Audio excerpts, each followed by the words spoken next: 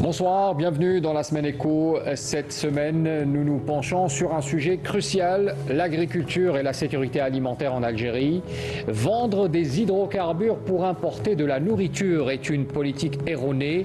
Nous devons produire ce que nous consommons. C'est l'une des phrases prononcées aujourd'hui par le président de la République, Abdelmadjid Tebboune, lors du discours à l'occasion du 50e anniversaire de l'Union nationale des paysans algériens. Le chef de l'État évoque l'enjeu stratégique que représente l'autosuffisance alimentaire dans un monde où la nourriture est devenue une arme géopolitique majeure. Alors pour relever ce défi, le président Tebboune annonce une série de mesures ambitieuses. On citera notamment l'augmentation des prix d'achat des céréales et des légumineuses aux agriculteurs, la subvention massive des engrais pour alléger les coûts de producteurs et puis également l'expansion des surfaces agricoles irrigables. On en parlera également avec un objectif d'1 million d'hectares d'ici 2027. Et enfin la modernisation du secteur grâce à l'intégration des technologies et l'encouragement des jeunes entrepreneurs agricoles. Ce sont des initiatives qui visent à réduire la dépendance de l'Algérie aux importations alimentaires bien sûr, et puis à stabiliser aussi les marchés locaux, à bâtir une agriculture durable au service de la souveraineté nationale. Alors, quelles sont justement les questions que nous allons poser ce soir? Quels sont les défis sur le terrain pour les agriculteurs et les investisseurs? Et surtout, comment faire de l'agriculture un véritable moteur de croissance économique? C'est donc ce soir, nous explorons ces questions avec nos experts et invités présents autour de ce plateau que je vous présente tout de suite. Alors, j'ai bien sûr... à ma gauche, Monsieur Miloud Tria. Alors Miloud Tria, vous êtes chargé d'études et de synthèse au ministère de l'Agriculture et du Développement Rural et de la Pêche. Merci d'avoir accepté cette invitation. Bonjour, merci pour l'invitation. Et puis à côté de vous, professeur Talal Khaltani, directeur de l'École nationale supérieure de l'agronomie à Alger. Monsieur Khaltani, bonsoir, merci d'être avec nous. Merci. Bonsoir. Et puis en face de vous, docteur Mohamed Achir, vous êtes économiste, enseignant à l'université Tizi Ouzou et consultant d'émission. Merci monsieur Achir également d'être avec nous ce soir. C'est moi qui vous remercie. Alors pour les questions, avant d'aborder le débat avec mes invités, d'abord revenons sur quelques déclarations qui ont marqué le discours du président de la République aujourd'hui à l'occasion, donc je le rappelais, de la célébration du 50e anniversaire de l'Union nationale pour les paysans algériens. Le président avait parlé et avait évoqué quelques chiffres macroéconomiques, notamment le progrès significatif de l'agriculture avec une contribution de 15% du produit intérieur brut. Avec une valeur annuelle de 37 milliards de dollars, l'agriculture démontre son rôle stratégique pour diversifier l'économie. On écoute le chef de l'État. أفتح قوس لأنوه بالقدرات الإنتاجية التي وصلتها فلاحة الجزائر حيث تجاوزت السنة هذه إنتاج يقارب 37 مليار دولار، يعني نصف أكثر من نصف المداخيل نتاع المحروقات، وهذا يبشر بالخير وأننا في طريق الصواب، ماناش بعاد على تحرر حقيقة من وطأة المحروقات على اقتصادنا. Alors la question, je la pose à Monsieur Achir d'abord. 37 milliards de dollars en termes de contribution au niveau du PIB, cela représente approximativement 15%. Qu'est-ce que cela évoque pour vous en termes économiques? Cela montre que le secteur agricole joue un rôle moteur de la croissance économique, de la création de la valeur ajoutée et même de la création de l'emploi.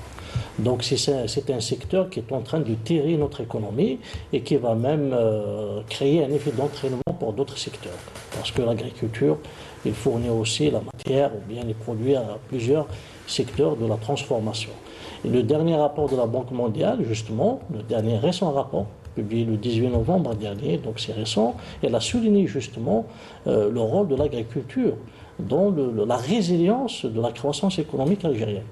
Et bien sûr avec une contribution de 15% au PIB, mais aussi avec un taux de croissance qui avoisine les 6%, c'est-à-dire le taux de croissance annuel du secteur. Et peut-être plus. Donc aujourd'hui, l'agriculture il joue un rôle moteur de la croissance économique. Et puis, de plus en plus, on a une agriculture professionnelle, une agriculture à grande échelle, et qui est l'œuvre des grandes entreprises. Donc cela montre aussi une certaine professionnalisation et une certaine résilience du secteur agricole, parce que avec cet effet cumulatif sur le plan économique, donc ça donne une certaine pérennité à ce secteur agricole.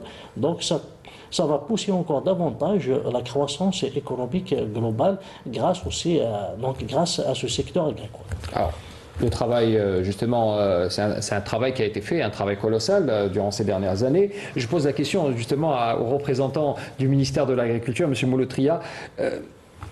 Les rentrées en argent en matière agricole, comme l'a précisé le président de la République, on est pratiquement à la moitié de ce que rapportent les hydrocarbures en Algérie. C'est un travail qui a demandé beaucoup d'efforts, de coordination, on imagine, sur le terrain pour concrétiser ces chiffres.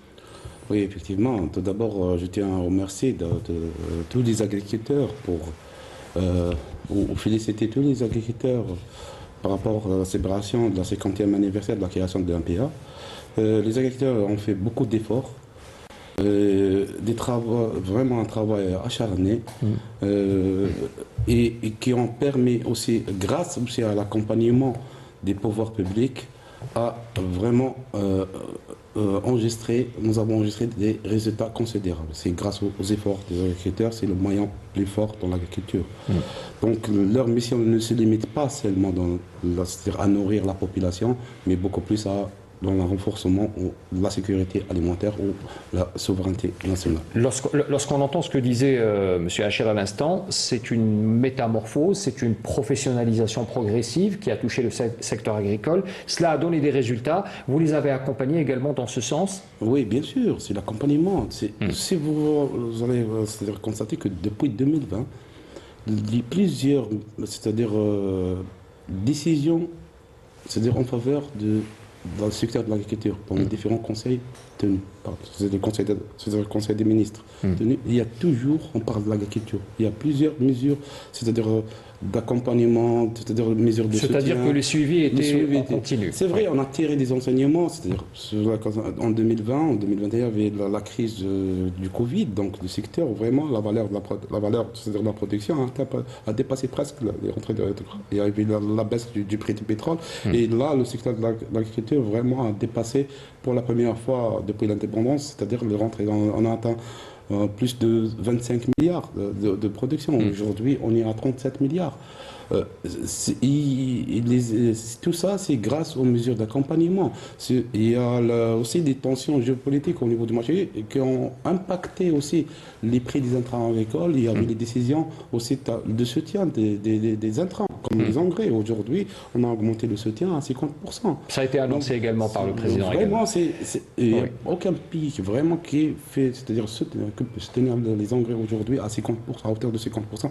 C'est vraiment une mesure intéressante qui a permis aussi d'améliorer le rendement et augmenter la production et atteindre les chiffres qu'on a aujourd'hui. Merci. Professeur Tarek Khartani, je vous pose la même question.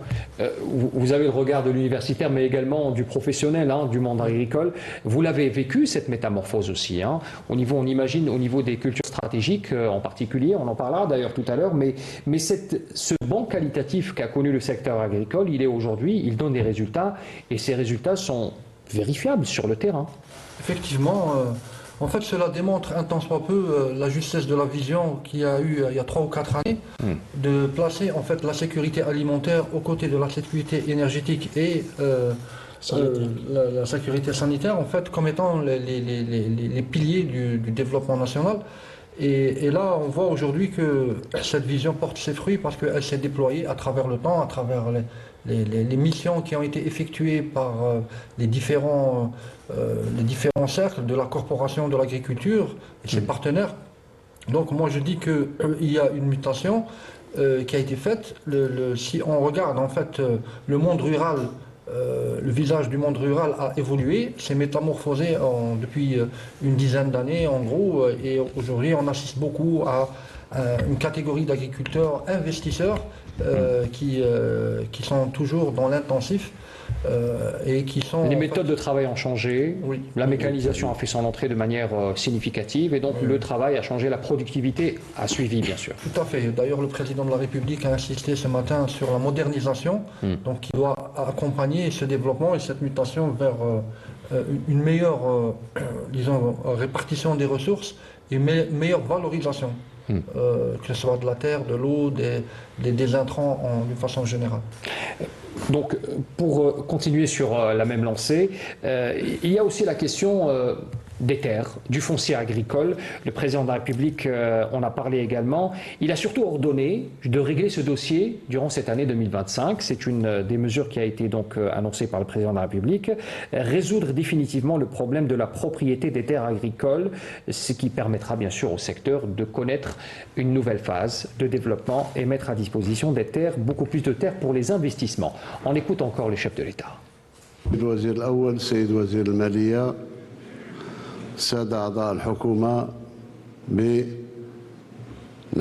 مع اتحاد الفلاحين وكل من يهمهم الأمر سنة 2025 نحل هذا المشكل تاع العقار. الأرض اللي يخدمها يديها، اللي ما يخدمش الأرض ما تبقالوش يمشي اللي يخدمها وخلاص. Claire donc, qui a été donnée au Premier ministre et au ministre des Finances pour justement trouver cette solution définitive à la question du foncier agricole. Au niveau du ministère, sur le terrain, comment cela va être concrétisé? Justement, parmi les axes vraiment du plan stratégique ou plan de développement des cultures stratégiques qui a été adopté par le ministère de l'Agriculture, c'est l'assainissement du foncier agricole et la rationalisation et l'utilisation du foncier agricole. C'est un travail qui a déjà été entamé. En 2022, il y a la décision de M. le Président aussi par rapport au terrain exploité sans titre depuis l'indépendance ou depuis des générations. Donc nous avons commencé, il y a plusieurs vraiment des terrains qui ont été vraiment assignés, c'est bon, ils ont bénéficié de l'acte de concession. Donc c'est des exploitations des terrains exploités sans titre. Maintenant, il reste l'autre partie, c'est la mise en conformité de la propriété des terrains. Vraiment que c'est pas le propriétaire, il y a vraiment c'est-à-dire au niveau surtout des exploitations, c'est-à-dire en concession. Donc il y a le problème de partenariat, il y a des gens qui ont vraiment désisté sans, c'est-à-dire passer ni par l'ONTA ni par la. C'est-à-dire des irrégularités administratives qui ont. Donc, alors que ces agriculteurs, ces réels vraiment exploitants, n'ont pas l'accès au soutien de l'État, ils n'ont pas l'accès vraiment à plusieurs vraiment avantages. Et vous parlez d'électrification par exemple, l'accès à l'eau également. Pas vraiment bénéficier et rentrer dans le circuit formel de la production. C'est-à-dire, c'est pour ça, donc Monsieur le Président a déclaré que l'année 2025 sera consacrée à la régularisation du foncier et la mise en conformité des propriétés foncières. Professeur Haltani, je vous pose la même question. Vous avez fait partie d'un comité de réflexion sur comment orienter les cultures stratégiques par rapport à certaines régions du pays. Oui. Aujourd'hui, la question du foncier agricole, elle est aujourd'hui nécessaire, elle est primordiale avant d'engager n'importe quelle réflexion sur comment orienter justement ces cultures.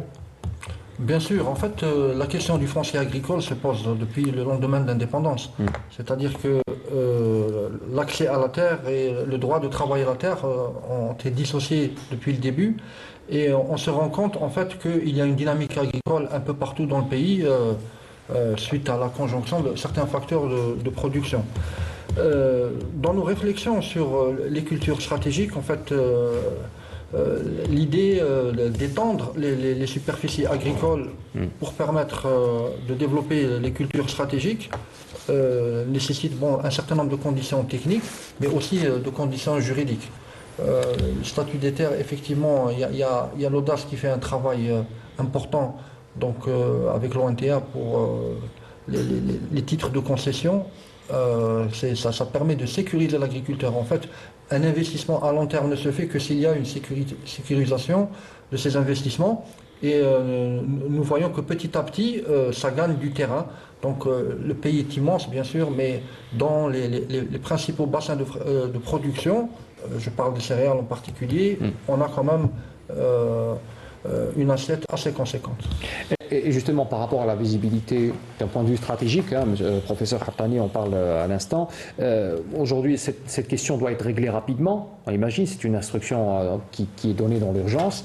On a déterminé aussi qu'aujourd'hui, il faut passer par là pour justement régler définitivement la question du foncier et passer justement à des mesures beaucoup plus concrètes.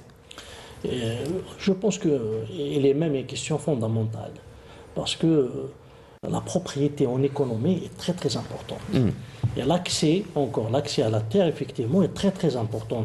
Il fallait mettre de l'ordre. Oui, il faut mettre de l'ordre, bien sûr, c'est-à-dire clarifier bien le cadre juridique régissant les concessions, l'accès à la propriété, et c'est ça qui donne, et même protéger la propriété, c'est-à-dire ne pas se limiter seulement à cette attribution de la concession, il faut même la protéger, c'est-à-dire avec des cadres réglementaires.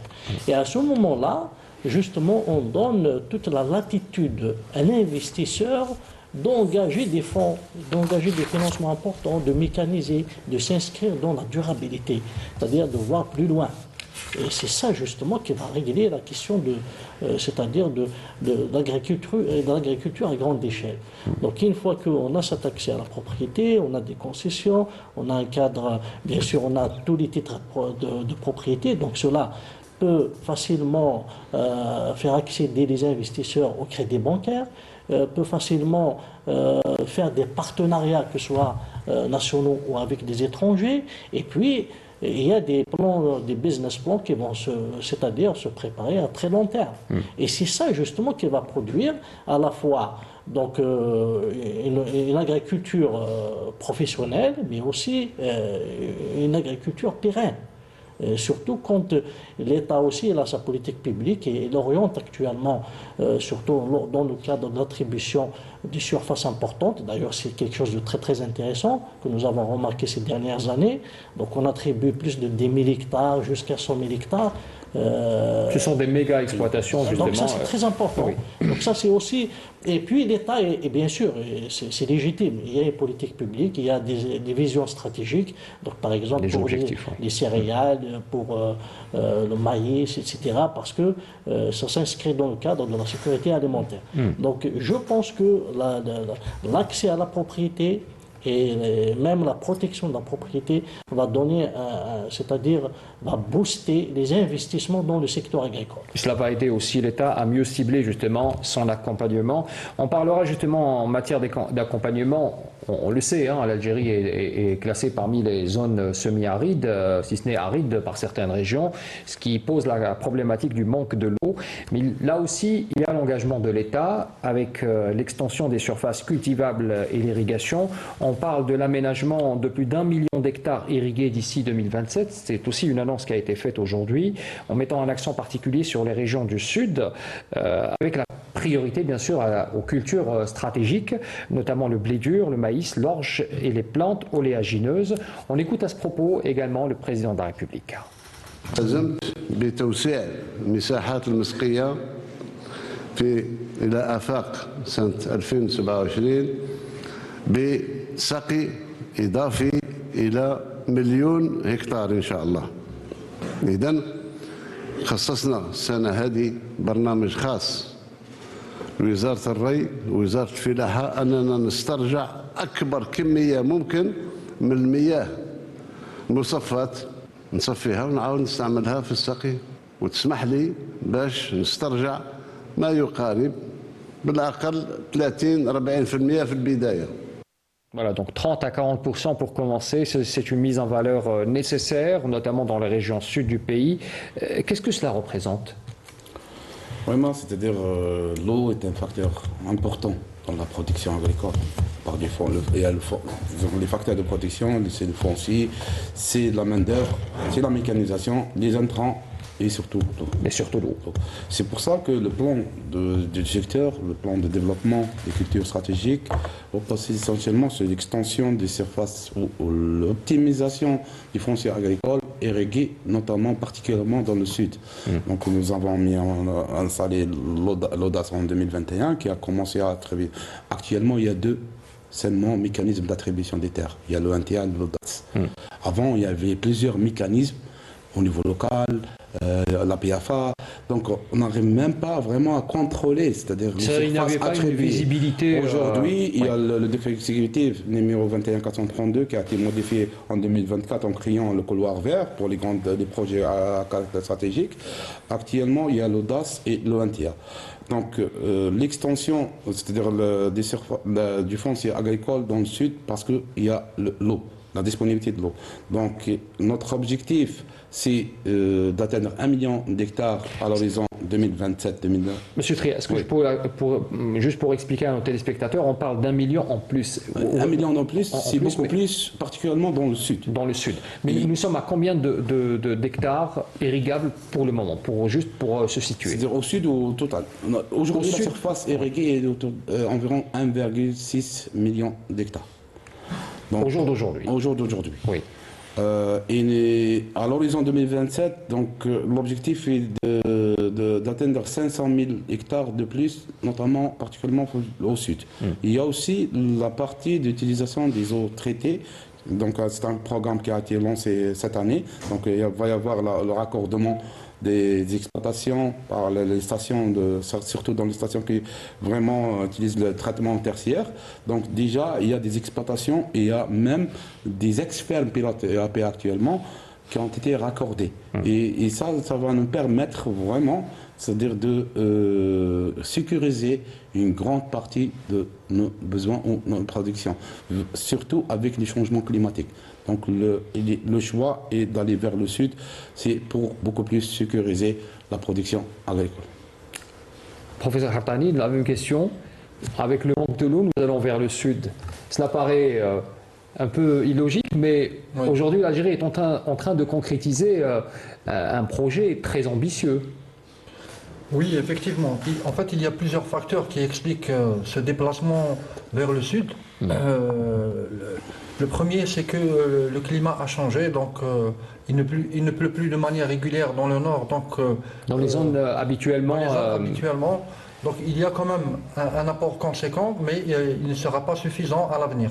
Donc il faut explorer de nouveaux territoires. Ces territoires agricoles, il se trouve que nous avons une nappe plutôt de bonne qualité dans le sud, centre et ouest, et donc avec des espaces, des sols en fait qui pourraient être valorisés. Pas tous les sols sont valorisables, mais il y a une partie des sols, une bonne partie des sols qui peuvent être valorisés avec un système pompe pivot céréales.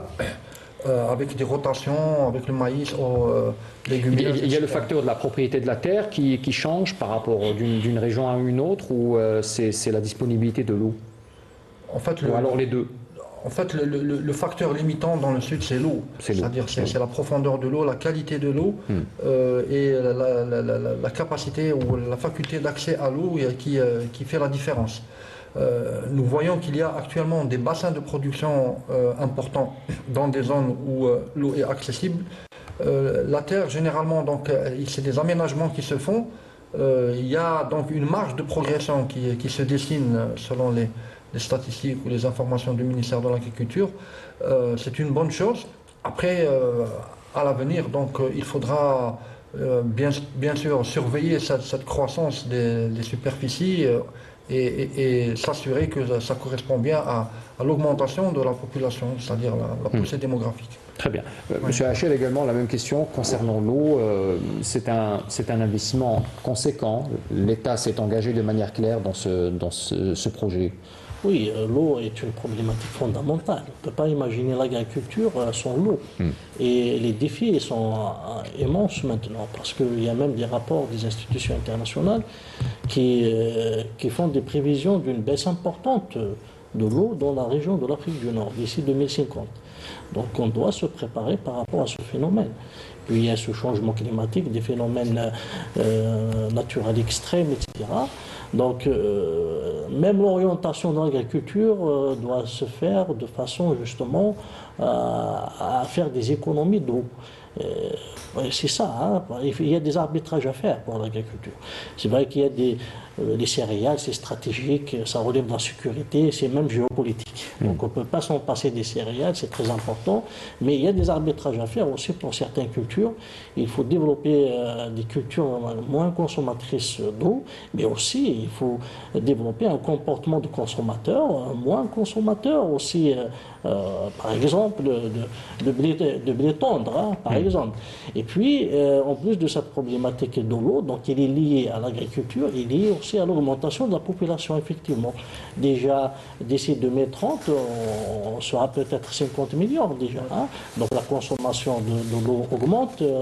Et puis, le besoin de l'industrie, des villes, quand on construit aussi des villes nouvelles, on a un programme, le président a annoncé un programme de 2 millions de logements, tout ça c'est de l'eau aussi. Hein. Oui. Oui. Donc la question de l'eau, elle est centrale. Donc il faut vraiment une stratégie nationale, et en tout cas, on voit actuellement les efforts du pouvoir public sont très importants, que ce soit par rapport au dessalement de l'eau de mer, que ce soit la récupération des eaux déjà utilisées, mais il y a un effort encore de rationalisation de la consommation qu'il faut faire. Très bien. Donc là, il s'agit donc de l'engagement de l'État sur les grands projets structurants, notamment la disponibilité de l'eau et la disponibilité du foncier. Il y a aussi des mesures qui ont été annoncées également par le chef de l'État concernant le soutien même des agriculteurs et en particulier des céréaliculteurs, donc avec notamment l'augmentation des prix d'achat des céréales et des légumineuses. Est-ce que vous pouvez nous en parler sur cette mesure ? Qu'est-ce que cela représente, par exemple, pour un agriculteur d'augmenter le prix d'achat? C'est bien sûr de le soutenir, mais qu'est-ce que cela représente sur le terrain? Bien sûr, donc la décision d'augmentation du prix des céréales a été prise par M. le Président en 2021.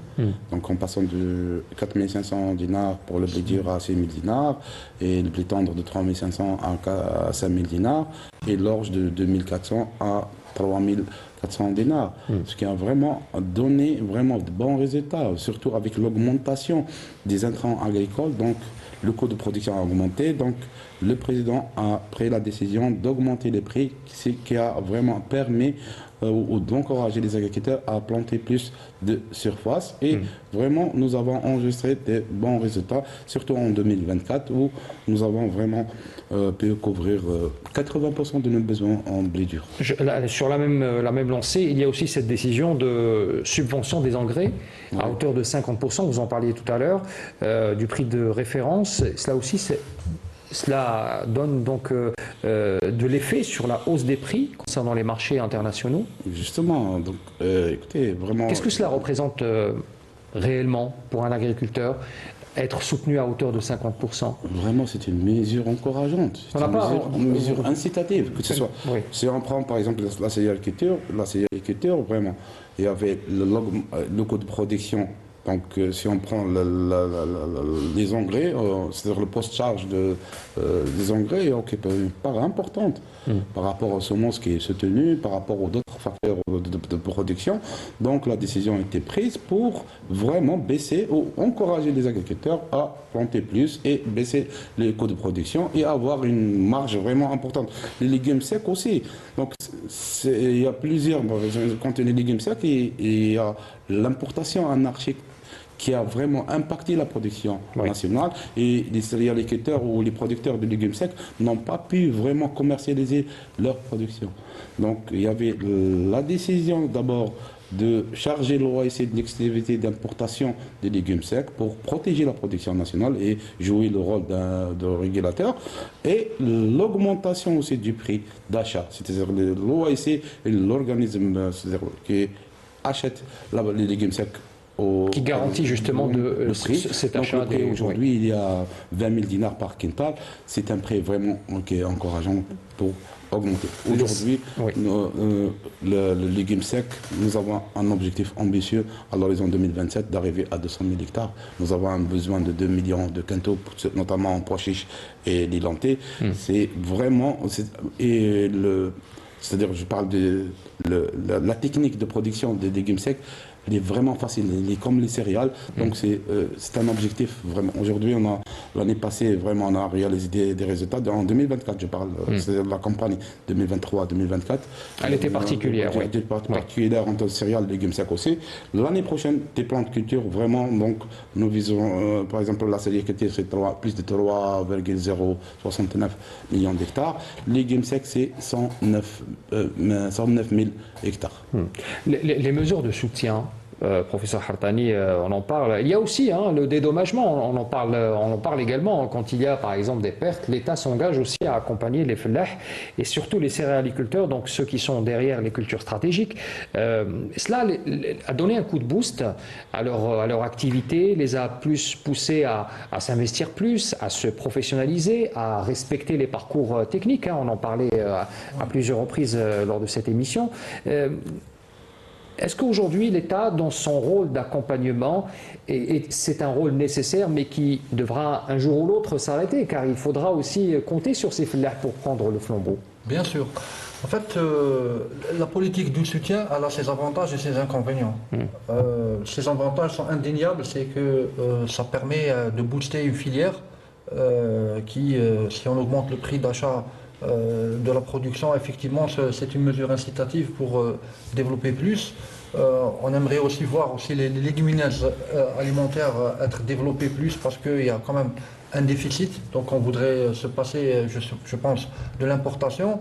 Il faudra aussi prévenir en fait certaines dérives, c'est-à-dire on a vu pas mal d'agriculteurs en fait, parfois, c'est-à-dire faire de la polyculture, donc en fait on ne sait pas des fois si l'engrais est subventionné et ici ou là, mais dans l'ensemble, moi je pense que c'est une mesure positive, c'est-à-dire ça permet de soutenir l'effort. Je parle des grandes exploitations, mais il faut voir aussi l'agriculture algérienne dans sa pluralité.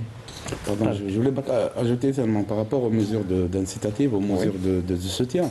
Donc, si on parle par exemple de la tomate industrielle ou l'ail, on était un pays importateur et c'est grâce aux mesures incitatives ou de soutien qu'on est devenu. C'est-à-dire qu'on a inversé. Aujourd'hui, totalement... on exporte. On exporte, oui. On exporte, c'est ça. Oui. Donc c'est ça, là, tout le monde. Si on voit les pays développés, toujours il y a des mesures de soutien. C'est-à-dire, je préfère, c'est-à-dire vraiment donner l'agriculteur, c'est-à-dire soutenir en dinars et préserver vraiment les devises. Le fait d'importer ce que nous pouvons produire ici en Algérie. La même question, M. Hachir, sur les mesures d'accompagnement. Il y a une urgence, bien sûr, de rebooster ce secteur agricole qui a connu des années de marasme, il faut le rappeler. Cet impératif de sécurité alimentaire nous est imposé aujourd'hui à travers, bien sûr, ce qui s'est passé pendant la crise Covid. Les mesures d'accompagnement, on y revient, avec toutes ces annonces, notamment le soutien au prix, avec un prix plus majoré, soutenir également au niveau des engrais. On imagine que la production d'engrais se fera chez nous, dans un futur proche, avec bien sûr la production de phosphate qui se fait au niveau de l'est du pays. Tout cet effort de l'État, on est dans une phase où alors il faudra compter aussi sur nos fellahs pour qu'ils prennent aussi le relais par la suite. Oui, d'abord, il y a cette politique volontariste qui est nécessaire. C'est normal, c'est dans tous les pays conjoncturelle. du monde. Il peut être structurel pour certaines filières et conjoncturel pour d'autres. Mais cela ne doit pas justement s'en passer de la nécessité de rendre l'agriculteur performant. Donc il faut qu'il y ait de la performance dans l'agriculture. Il y a des soutiens de l'État qui sont très importants, c'est normal, c'est la sécurité alimentaire, c'est stratégique. Il y a des filières qu'on veut préserver, surtout, mais il faut arriver aussi à inculquer justement au fellah cette question économique, cette question de rendement et cette nécessité d'utiliser des technologies dans la production agricole et d'utiliser aussi des itinéraires techniques, disons, qui ont des rendements meilleurs. Donc c'est ça aussi. Et c'est pour cette raison que la professionnalisation à travers la formation de masse surtout, la formation, il n'y a pas que les ingénieurs, c'est-à-dire même les techniciens de l'agriculture, il faut former en masse. Et puis introduire progressivement l'agriculture moderne qui se base sur une optimisation très importante des coûts et des rendements meilleurs. Donc il faut y aller vers ces options-là progressivement, que ce soit à l'échelle de l'agriculture, c'est-à-dire des parcelles limitées, ou bien des grandes, c'est-à-dire surfaces. Donc il faut que ce soit des itinéraires techniques qui sont utilisés peut-être même au niveau de l'agriculture vivrière, c'est-à-dire dans le sud ou dans les montagnes, etc. Donc voilà. Et donc il y a toute une éducation qu'il faut aussi assurer pour les agriculteurs. Et justement, on a des avantages comparatifs. Par exemple, le phosphate, effectivement, ça va être surtout pour les grandes surfaces. Avec le phosphate, ils auront besoin de beaucoup d'engrais, etc. On parle justement de cette usine de Oued el-Kibrit au niveau de Sogaras, qui sera justement en partie... C'est un atout, effectivement, c'est un atout. Mais il faut toujours y aller vers cette option de productivité. La productivité agricole, c'est très important. Aujourd'hui, on est, je pense, à 50-60 quintaux l'hectare au sud. Pourquoi pas y aller jusqu'à 80, 90 Oui, c'est possible, selon certains spécialistes, bien sûr. Donc il faut y aller vers la productivité, vraiment viser la productivité. Et la productivité, il vient bien sûr de la recherche et développement aussi qu'il faut, parce qu'il faut des recherches sur la semence, sur le climat, les semences résistantes, etc. Et il faut la formation, il faut la mécanisation. C'est très important, la mécanisation. C'est ça qui augmente les rendements et augmente la productivité. Nous sommes aujourd'hui devant un dilemme. Est-ce que l'agriculteur doit se transformer également en entrepreneur dans son domaine? Donc, il y a aussi cette mesure qui a été annoncée par le président. Il avait ordonné aussi que les banques ouvrent des guichets pour ceux qui souhaitent investir, notamment dans le stockage et le refroidissement. Alors, c'est une mesure qui vient aussi... ravir, j'imagine, beaucoup de nos agriculteurs concernant la problématique du stockage. Il y a eu des mesures qui ont été prises par l'État, justement, face à des problèmes de stockage, de rendre disponibles des silos de stockage, notamment dans certaines régions qui ont un fort potentiel de production céréalière. Mais aujourd'hui, on demande aussi à ce que les banques soient impliquées. Bien sûr. Comment vous voyez cette mesure ?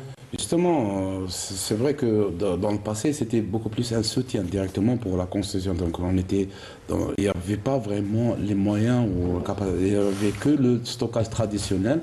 Il y avait vraiment une augmentation de production. Donc, il y avait un soutien directement de l'État pour la construction des chambres froides. Aujourd'hui, vraiment, et même des silos aussi. Oui. Nous disposons vraiment d'une capacité de stockage énorme par rapport aux années précédentes. Il y a un programme du secteur, il y a un programme des privés. Cette année, il y a le problème de surproduction de l'oignon, de l'ail. Et là, malgré qu'on a absorbé vraiment un stock, on a constitué un stock record cette année de l'oignon, de l'ail, et on a autorisé aussi le stock libre, c'est-à-dire on a autorisé les agriculteurs. C'est-à-dire que la production a été vraiment énorme. On a autorisé d'exportation, il y avait plusieurs camions, où quand même on n'a pas pu vraiment contenir. Et là, il y avait la déclaration, la décision du Monsieur le Président pour au moins que les banques accompagnent les agriculteurs pour protéger cette production et protéger l'activité ou la continuité de l'activité des producteurs. Très bien. Monsieur Hartani, également, ouvrir les banques justement pour un agriculteur qui devient investisseur et qui arrive à protéger sa propre production. C'est un rêve pour beaucoup d'agriculteurs qui connaissaient des pertes par le passé. Bien entendu, mais dans nos entretiens avec les agriculteurs, nous avons déjà entendu ce message, c'est-à-dire des agriculteurs qui souhaitent avoir un accès au guichet des banques pour pouvoir investir et puis stocker leur production. Donc c'est un partenaire incontournable, les banques pour l'agriculture. Moi je pense qu'il y a un travail à faire entre les différents acteurs, le secteur des finances et le secteur de l'agriculture, parce qu'il y a une interdépendance qui est évidente et le développement de l'agriculture et l'application des mesures du gouvernement par rapport à l'aide aux agriculteurs, etc., doit passer par les banques notamment. C'est-à-dire qu'il y a une décision politique qui va dans le sens où cette interconnexion devient aujourd'hui une nécessité, si ce n'est plus une option, mais une nécessité pour les agriculteurs. Je dirais même une urgence. Une urgence. Ouais. Monsieur Haché, même question. Oui, là ça fait partie de l'organisation de l'agriculture, avec d'autres, et le lien avec d'autres secteurs. Et bien sûr, les financements ils sont indispensables. Les banques elles sont indispensables. Il y a des programmes actuels bonifiés, etc.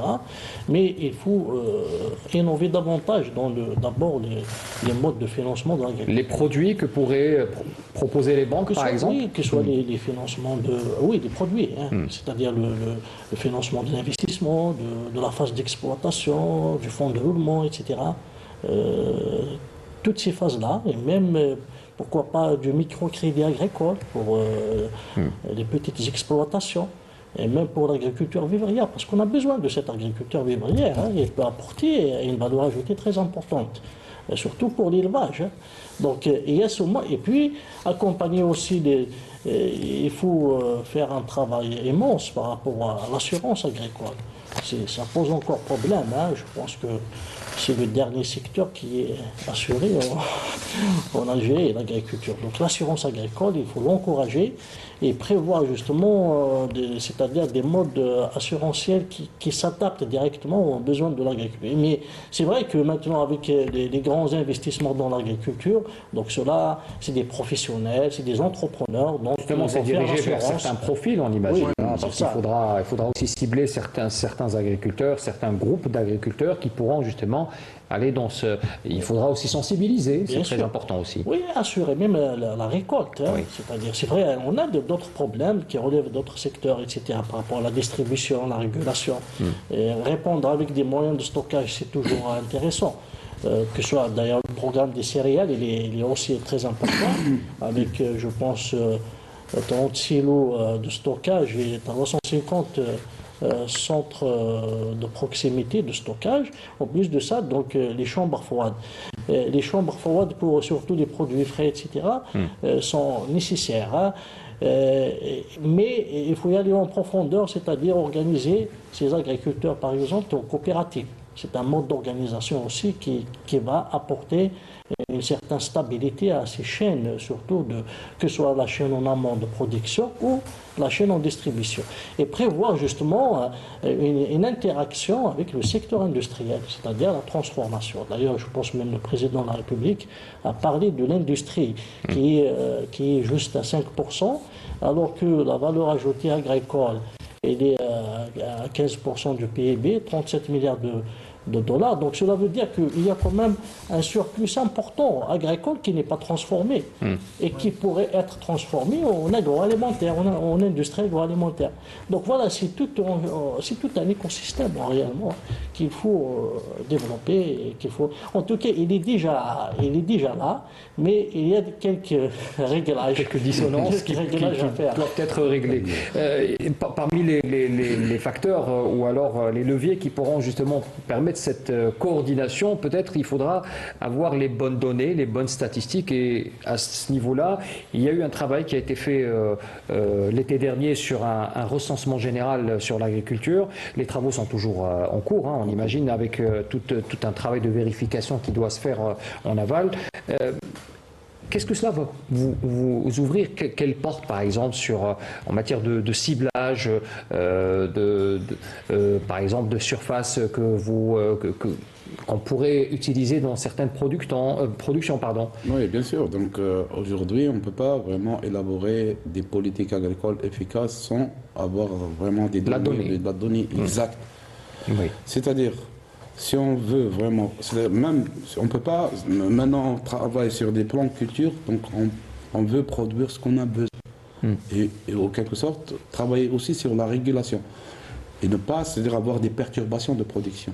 C'est-à-dire, si aujourd'hui j'ai des chiffres exacts, moi, la population elle est de temps, le besoin est de temps, je vais produire tant pour le programme consommation, tant pour le programme exportation, et pourquoi pas pour la transformation aussi. Je vous interpelle justement sur la question de l'oignon, par exemple. C'est-à-dire relancer le recensement général cette année, donc c'était vraiment dans un temps record par rapport aux années le dernier recensement qui a été lancé en 2001. On n'a pas actualisé vraiment. Il y avait le changement de système de production, le changement vraiment de La population qui n'est plus la même, qui a aussi, changé. hein, oui. Donc, c'est une opération vraiment importante qui va vraiment contribuer énormément, non seulement sur l'élaboration des politiques, et aussi par rapport à la recherche, par rapport à l'évaluation du secteur, par rapport aussi à la contribution et le potentiel du secteur agricole dans la diversification de l'économie Et on nationale. comptera sur vous. Vous allez revenir lorsque vous publierez justement ce rapport très attendu. Monsieur Habtani, je vous pose la même question.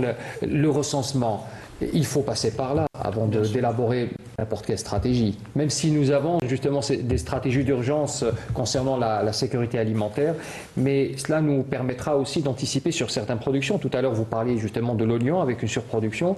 Avec un ciblage plus précis, on pourrait par exemple anticiper sur d'éventuelles pertes, réorienter certaines parcelles de culture. Effectivement, et puis en fait le corollaire du recensement, ça serait la numérisation des données au niveau de tous les secteurs. Le président de la République a insisté dessus.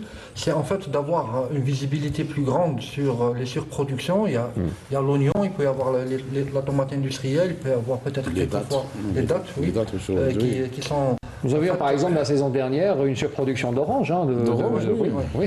Donc qui offre un potentiel, et donc moi je pense que le temps est venu de numériser un peu toutes les chaînes de production pour avoir une plus grande visibilité, et également voir les potentiels à exploiter, les points forts où on pourrait faire de la transformation, de l'exportation des sous-produits, de certains sous-produits agricoles. Croyez-moi, il y a beaucoup d'industriels qui sont en attente de ces informations. Très bien. Oui. Monsieur Haché? Les statistiques, c'est indispensable. C'est-à-dire, même avec ce dernier recensement, on aura des indicateurs, et puis il y aura une analyse qui va orienter même un peu la stratégie des pouvoirs publics par rapport aux filières, par rapport à la population agricole, par rapport aux surfaces, mais aussi on aura certainement un peu un inventaire des dysfonctionnements aussi pour les corriger. Donc c'est très important de travailler sur avec une planification stratégique. Quand on a une base de données, donc à partir de là, donc on peut se projeter des politiques de développement des filières, de correction. Calibrage. Oui, c'est ça. Donc avoir une visibilité globale sur le long terme. Et parce que réellement, parfois on a une offre importante et qui n'est pas écoulée, et parfois aussi on n'a pas besoin de produire autant. Et éventuellement on a, je ne dirais pas on a gaspillé de l'eau, mais peut-être Même le stockage par exemple. Oui, il fallait c'est-à-dire orienter cette utilisation d'eau pour d'autres filières, c'est-à-dire dont le besoin est... Donc en gros, éviter les gaspillages. Mais bien sûr, Oui, donc très bien. c'est un tableau de bord qui est nécessaire pour mieux produire de la performance dans le secteur agricole. Nous avons atteint la fin de l'émission. Je voudrais juste faire un tour de table sur une question qui est très importante aussi, le partenariat public-privé, notamment avec des investissements nationaux mais aussi étrangers.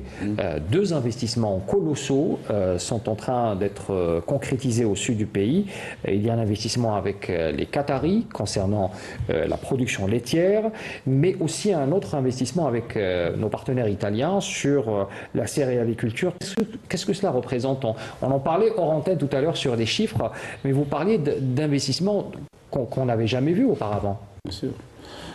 Écoutez, donc l'année 2024, on a enregistré un engouement vraiment des idées, c'était des investisseurs étrangers, il y avait les Qataris, les Italiens et d'autres aussi, d'autres investisseurs dont les études sont en cours d'examen, c'est-à-dire les études de projet. On n'aura pas l'exclusivité ce soir? Non, il y a plusieurs projets, vraiment. Donc les projets qui ont été concrétisés, c'est le projet Qatari pour la production de la poudre de lait. Donc c'est un projet vraiment gigantesque sur une surface qui s'étend sur une surface de Rappelez un peu 117 000 hectares. en chiffres, cela représente combien en termes d'investissement? environ 3,5 milliards de dollars. C'est donc c'est un partenariat 50% presque. Donc il y a les Italiens aussi sur une surface de 36 000 hectares pour la production des céréales. Et en rotation, bien sûr, il y a les légumes secs et il y a aussi la partie de transformation. Donc pour la poudre de lait, donc le projet va, c'est-à-dire au moins réduire l'importation, la dépendance du marché international à hauteur de 50%, donc couvrir au moins 50% de nos besoins en poudre de lait. Et aussi les Italiens, donc avec l'introduction de nouvelles technologies, de nouvelles techniques de production, ça va, c'est-à-dire booster au moins les agriculteurs c'est-à-dire au moins c'est-à-dire voir les nouvelles techniques, voir comment, c'est-à-dire produire plus et découvrir d'autres techniques de production. Monsieur Hartani, également la même question. Il y a aussi la partie des entreprises publiques aussi, qui ont vraiment bénéficié de plus de 127 000 hectares. Et là, ils font vraiment un bon travail. Donc il y a aussi des Turcs à Adrar, sur une surface de 6 000 hectares pour la production des céréales toujours, parce que nous avons mis en place c'est-à-dire le besoin, donc la céréale constitue vraiment l'essentiel de notre politique. C'est un axe important parce qu'elle pèse dans la balance commerciale. C'est pour ça, donc, 80% des surfaces vont être orientées vers la céréale laitière. Et bien sûr, en rotation, il y a les légumes secs, les oléagineuses, il y a les autres cultures, bien sûr. La rotation nécessaire. Professeur Hartani, vraiment, sur la question, on aimerait aussi avoir votre avis sur cet engouement pour ces investissements, notamment étrangers. L'Algérie, justement, propose les terres fertiles avec de l'eau, de l'électricité. L'investissement est là. C'est une porte ouverte aussi? Oui, en fait, historiquement, si on regarde les grands projets structurants sont le moteur en fait, du développement agricole. Les grands projets structurants. C'est-à-dire qu'autour d'eux, il y aura toute une gamme de métiers et d'activités qui vont se développer. Donc, que ce soit en Algérie ou ailleurs, on a constaté ça. Donc, de ce côté-là, soyons, disons, optimistes. Également, le deuxième point, finalement, qui nous rassure, c'est que le président de la République ce matin a bien parlé de sécurité alimentaire durable. C'est que c'est des projections qui se font donc à moyen terme et long terme. Donc, ces partenariats publics-privés ont vocation donc à se perpétuer et à se pérenniser, oui. Et à élever en fait le capacity building de nos agriculteurs et de nos industriels. Un dernier mot pour M. Haché, avant de clore. Je pense que ces derniers investissements qu'on a enregistrés dans le secteur montrent aussi l'amélioration de l'environnement, de l'investissement en Algérie, parce que c'est des idées quand même importants. Et puis aussi, c'est des investissements qui sont intégrés, c'est-à-dire en plus de la production, il y a la partie agroalimentaire, l'industrie agroalimentaire. C'est des grands projets et ça fait partie justement même de la professionnalisation du secteur agricole algérien. Merci à vous, messieurs. Monsieur Tria, chargé d'études et de synthèse au ministère de l'Agriculture et du Développement Rural et de la Pêche aussi. Merci d'avoir été avec nous. Merci à vous. Professeur Talat Hartani, toujours un plaisir de vous recevoir. Vous êtes directeur de l'École nationale supérieure de l'agronomie. Je vous remercie. Et puis Mohamed Haché, docteur en économie, enseignant et consultant d'émission. Merci encore une fois d'avoir été avec nous. Merci. Très bonne soirée à tous. Mesdames, Messieurs, merci d'avoir suivi ce débat. À la semaine prochaine.